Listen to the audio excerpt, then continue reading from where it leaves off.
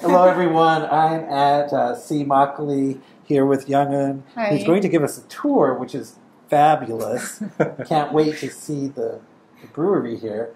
And now, who else is on the tour? This is very interesting. This is something special. Hi, this is how I moved, and this is my new measure the volume of alcohol. All in same tank. It boils, it generates steams. Kale and wormwood. Tomato basil.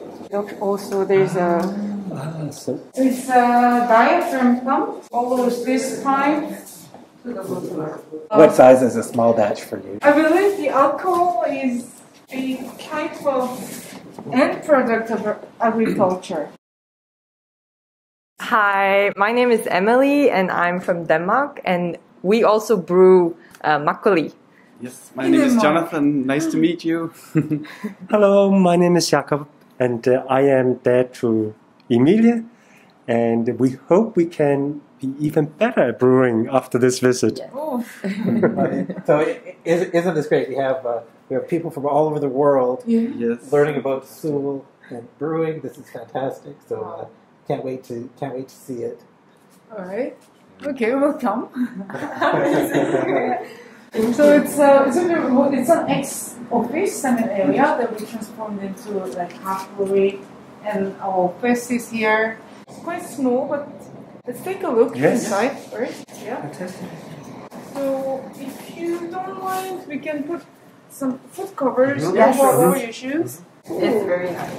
Have you just moved here? Yes. Yeah. Okay, so you were located in Seoul, In and then you Seoul, moved here? yeah, we moved like 3 months ago. Okay. Yeah, So, so it's brand new. Yeah. Quite new. So still settling in, or have you everything here now? We have almost everything. Well, the production-wise, everything is set. Yeah.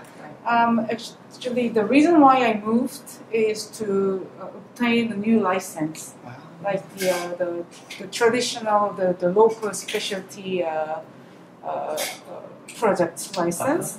Because I've been using mainly the botanicals and the fruits and vegetables from this area. So I actually moved the brewery near the ingredients. And there's some advantage to having that kind of license. Yeah, there is an advantage, which is like, well, a very huge one, by the way. So then I'm eligible to sell online. Because in Korea, like in principle, online sales of alcohol is prohibited. In principle, there are two types of license where they give some sort of privilege. So to encourage the traditional brewing, versus compared to imported alcohol and so on. So the first type of license is if you are successor of national heritage, let's say. So if you are like a certified brewmaster, or your family has been brewing certain type of alcohol that is a heritage, then they can sell online. My experience in brewing is not that long, so this doesn't apply in my case. The second one is if you are a farmer or an agriculture corporation, you brew with the ingredients that is sourced locally, then we can sell online. So I actually moved, so I created an agriculture corporation and I moved near the ingredients. Okay. Yeah. Alright, so that's how I moved, and this is my new, it's quite hot, but anyway. Okay. I should have put the aircon on earlier, because we didn't have a production today, so we just kept it the room temperature. So this is the entrance where we wash hands and get dressed, change the shoes, and this is my small lab area where I can test ABV, pH, and so on. And you do that by distilling, right? Yes. Yeah. Yeah. Okay. So we distill the makgeolli Yeah. of certain amount, and then it distills, and actually it is condensed, and it drops the pure liquid. So makgeolli is like, well, there are sediments mixed, so then we get rid of the sediments and we just measure the volume of alcohol after distilling. So inside the pure water, let's say. Yeah. So this is my entrance lab area, and this part is where I process rice. Yeah. So this tank here, I wash and soak and steam the rice all in the same tank. So wash, soak, drain, and steam all in the same. Yeah, in the same thing. Wow. So how it works is we have those pipes. I make it, and then there's just their air compressor. And then it creates air, so it bubbles the rice, and then I also wash by hand at the same time, and I repeat this process, and then I can drain the water, and then I refill the water and wash it, and soak it here, and then drain, of course. Then I reconnect this into the boiler there, the steam generator. So then I block the air supply, the cool air, and I shift it to the steam generator.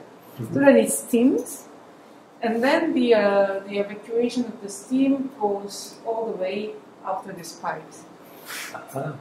And that saves you a lot of time? Yeah. Well, time-wise, not much, but then if I have to wash, soak, steam, and cool the rice in different place, I have to lift each time. Yeah, right? yeah, sure. You are washing and steaming like 50. Well, this tank, each tank steams 50 kilograms of rice, and then it saves me like at least 5 times of lifting and bringing down. Sure. Yeah. Sure. Wow, Yeah. It's not very automated, but still lots of manual intervention. Yes. But still, it saves my back. Yep, absolutely. Very, very clever.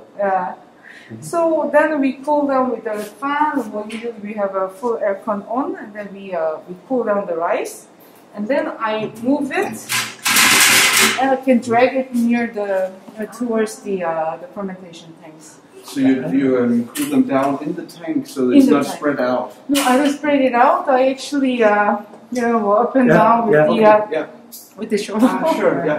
With the fan, double fan here and there. And with the air also at the same time. Okay. How long does that take you, that process of cooling them down? Cooling is like constant, shoveling, 20 to 30 minutes. Okay. Yeah. Okay. Still, it saves me lifting and spreading. Yes. What about the tank? Did you have it specially made for this purpose, or are they easy to come by in Korea for any brewery? Yes, it is commonly used in many other breweries, and it was actually designed by an ex-brewer. He's now consulting breweries. He's a brewery consultant, and he actually invented this to save breweries' work. Okay. So and there are many breweries using this. Okay. Do they export them? Like, could we, for instance, buy one in Denmark?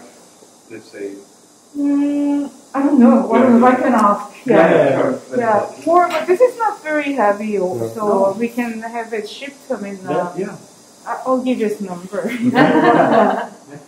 So that's where I process rice, and as you know, I have many other sub-ingredients that I ferment together with the rice, like all the veggies and fruits, botanicals. And those ones I just process manually. Sometimes I have to trim like 20 kilograms of peppermint. Wow. Sometimes I have to cut like 100 kilograms of sweet potato and so on and so on. This is done in this like little kitchen area. And depending on the product, sometimes I steam, for example, sweet potato, steam it with the rice. With the rice. Yeah.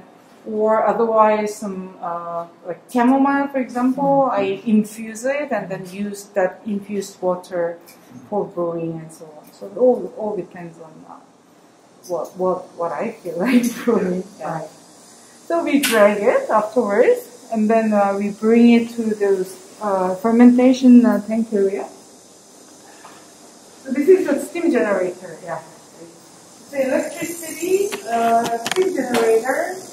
And once the water, so there are water tanks here and here. It boils, it generates steams, and this one actually distributes the steam into 2 tanks.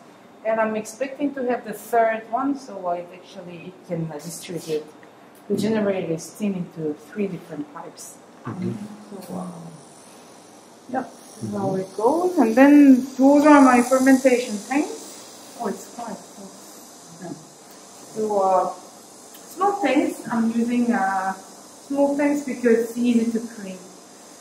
Yeah, because the cleaning big tanks is quite a effort. There I have a mixer tank. Oh, there each time we do the mixing, I have to enter and brush, and then coming up is quite heavy. I have to work out, for my shoulder all the time. So, well, for example, I'm brewing same type of makgeolli in 4 tanks, for example, and then I mix them in the mixer and dilute it there all at the same time, and put them back into the second maturing. In those are temperature control tanks. Yes. Yeah. Fantastic. So you can control the temperature. Yeah. Completely. Yes. Are these for aging or during fermentation? Both. Both. So, for example, here I'm fermenting this tank at 23. Yeah. And this one's being I'm aging it at 3 to 4. So I can set the temperature. So it's quite it's quite convenient. Yeah.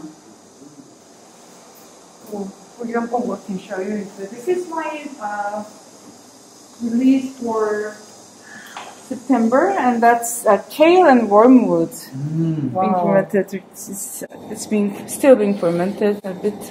You see the bubbles. Yeah. Is it Youngeun or this one is Samyangju. Samyangju? Yeah. Okay. This one is Samyangju. So where in the process are we now with this one? Well, fermentation. Well, almost at the end of fermentation. Wow. Like I'm going to filter it in a week. In a week? Yeah. Okay. Wow. Yeah. Yeah, so this is being fermented. And, and for example, this one's my test brew being aged. So it is in the maturing stage. Tomato basil.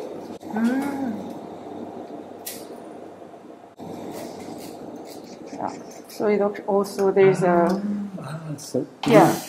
And why? Why do you do that? Oh, we need to, especially at the fermentation stage, we need to mix and let the mixture have contact with air, so that the first stage is just more important. And at the maturing before bottling, for example, because makgeolli creates Separation. 2 layers, the separation. So then usually before the bottling, I let it just turn and then mix, and then do the packing. What creates the mixing? There's a disc at the bottom of this tank with magnetic, and then it lets it turn. So So I can use it for both fermentation and for aging. I like that. You have technologically advanced system here. You still have a cloth, yes. like Hungary. This one doesn't fully close. So this is just to protect it from. But for the same reason, right? You use the cloth to allow some gases to escape. It's not airtight. It's okay. That's okay. Yeah, I it's okay. Yeah. All right. That's great. Okay, so I've got 14 tanks. Quite tight for the moment in terms of production volume. So the good thing about this tank, I have more electricity plug ready. So I just need to order a couple more tanks when I'm short of production. Then I can just fill it in. So it's easy to manage. Sure. So the output is 95 liters. It stays here. That's the output of. Yes. So you have 14 tanks times 95 potentially. That's the capacity. Yeah, that's my production volume. Aha. Okay. Oh, and at what stage do you add water? Do you ever add water? Water? Yeah. Do you ever dilute with water? Oh no, I have a filtered water. Yeah. I'm using filtered water all over the brewery. The water supply is filtered. Yeah. Yeah. So when you, after aging or maturing your brew, do you dilute it Yes. with the water? Oh yes, yeah, that's what you were asking. Oh yes, I dilute. I dilute it with water. Okay. So depending. And that's why you're measuring at the front there. Exactly. So you know Yeah. how much. So first, I age it. I mature it in the essence stage, Youngeun stage, and then I measure the ABV and dilute, and then I do the second maturing. Okay. Yeah. So for example, this one, this one's like low, around like 60 liters, and I would dilute it. And then the water level will come up, and then I will mature it another 2-3 more weeks in the Really, with water? Yeah. Okay, so the alcohol doesn't go up in the maturing stage. No, not much. Not much. Okay. Yeah, it might, but not much, especially at the low temperature, 3 to 5 degrees Celsius. And the reason why I do the second maturing is it still needs time for the marriage with the alcohol, with the water. Otherwise, because I'm not brewing something very sweet, and I don't use any additives. So if I just directly mix it and bottle it, it tastes like water. It's very too watery. So I let it get mixed for 2 to 3 more weeks. And just to be clear, you don't pasteurize any of your brews? No, I don't pasteurize. Pasteurize. Yeah. So that's how we do the mature. After the maturing, we would do the pumping through the hose there, and we first mix, and it goes over to the bottling machine. So it actually follows this pipe to the bottler. Okay, so you actually just put the hose in the tank, and then it goes all the way here and to the bottle. Yes. That's clever. Yeah. So I don't have to pour. How many people does it take to operate the brewery? Well, at the beginning, I did it alone. I was alone. Now I have one brewer, and I have one the visual content guy, but he's also helping us for bottling and packing and so on. So we are managing it with 3. Okay. Wow. Oh, it's hot. Yeah, it's very hot. It's very hot. Yeah. So this is it. Wow. So directly you put it in this bottle, Yes. and then you simply tap it from there. Yes. Yeah, that's very easy. But actually, it goes through this pump. Yeah, so it's a diaphragm pump. So the power supply for the pumping is air, so that is generated in the compressor. So it actually pumps the air, and then it moves this way, and it pumps through this hose to the machine. And then during aging, what is the temperature? I usually do it around 5. 5 Celsius. So that's why normally the best time to do that is the winter in traditional. Yeah. But now you can do it anytime. And then, That's great. Yeah. All right. And then after bottling, you have a kind of special fridge for that? Yeah, well, I have this storage room just full of fridges. And, you can just see it from here. Yes. Well, actually, because of the boots, we will go to that, right? And we don't get much stuff, so the day we bottle, the day after, most of the stuff is gone, which was like yesterday. So, yeah. Okay, so you actually time your brews with when you have to distribute.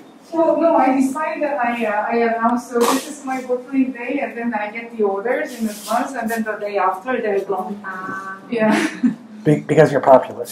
Sorry? Because you're popular. Well, because my production volume is so low. That's,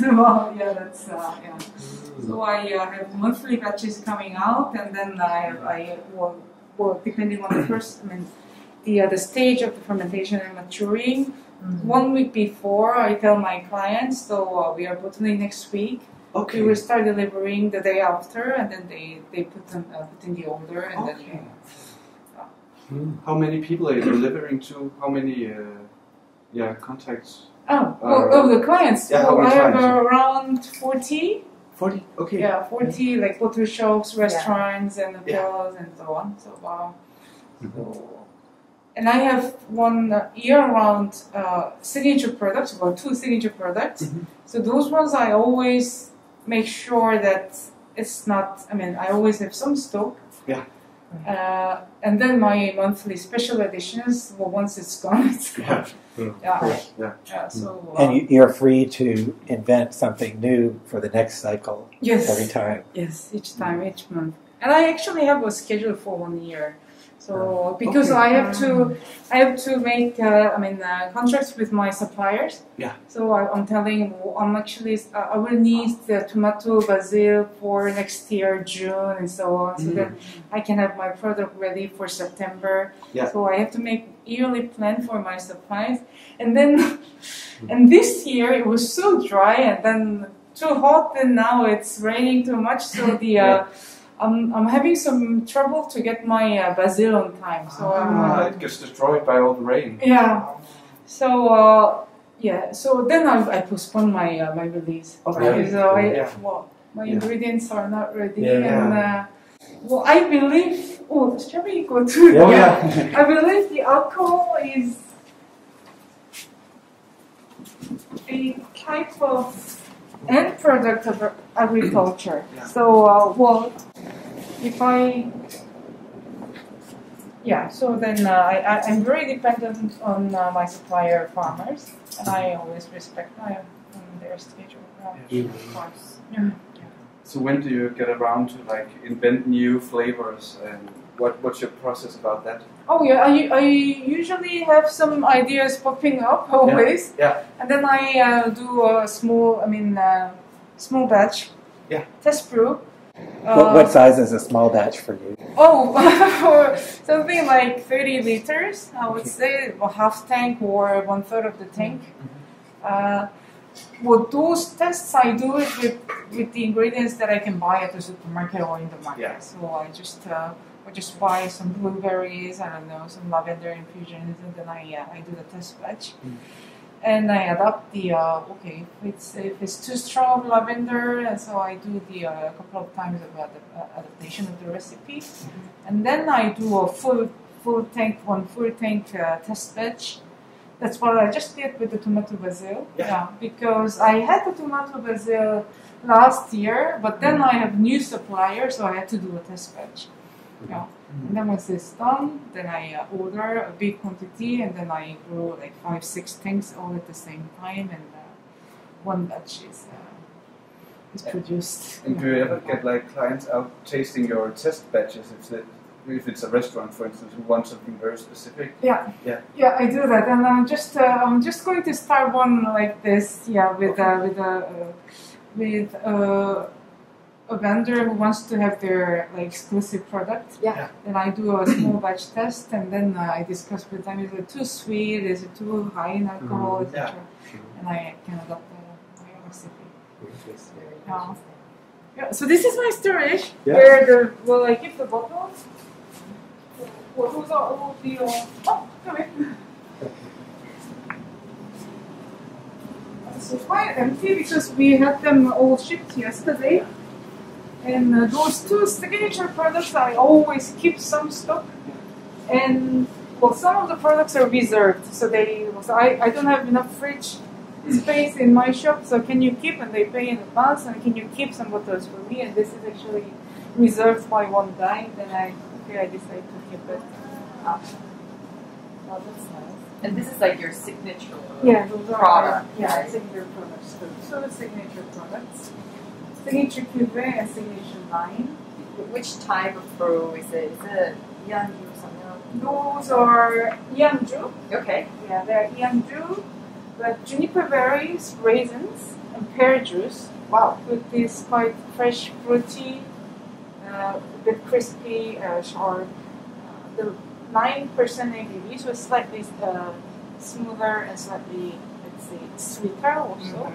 That one's high ABV, very dry and they call it like wine-like. Yeah. Right. 12% Yeah. is 12%. And do you dilute this with water at all? Yes. Okay, you also do that. Yeah, Yes. so that one's 9 and 12, right? Yeah, 9 and 12. Yeah. Oh, and your mitsu, is it bambak? No, I Or you used to do bambok, Yeah. but then the volume increased and I couldn't do manual bambok anymore, so I do all kodubab now. I am changing. Okay, yeah. okay. So I wondered.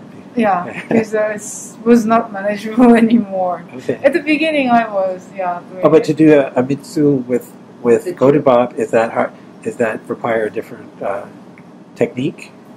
Well, no, just Or steaming. Is just steam the same and- amount? It's not steamed extra or anything? Indeed. Okay. Yeah. So you actually, so usually, as I understand it, when you do a mitsu, you do either the sort of juk or the pambok, and you just let it ferment, and then you add the tatsul, you add the gorobab. Yes. At some, or you do another mitsu or a tatsul, and then you do the gorobab. Yeah. If it's a samyang or something like that. But you only do gorobab. Kodubab 3 times. Kodubab 3 times gorobab. Yeah. Oh. Yeah. Well, that is most common, I would say. I mean, way when you do a commercial brewing, because pamba or chup requires lots of manual intervention. Yeah. And there are some brewers doing even kumangtang. Right. Yeah. In small batches, that is possible, but when you have to do 50 kilograms of pamba. That's too much. But I'm getting quite satisfactory results with the godubab 3 times. Okay. Yeah. Well, do you want to taste? Yes, Yeah. definitely. And And you haven't had a chance to taste this before? no, because I was here in April, Oh, and I really wanted to both meet you and also taste, but she just moved her brewery, so there was no Right. product, and so I've been really looking forward to this time around. Oh, this one. And I should have kept some sweets. Anyway, we can taste our Yeah. features. Oh, cheers. Cheers. Cheers. Thank you. Okay.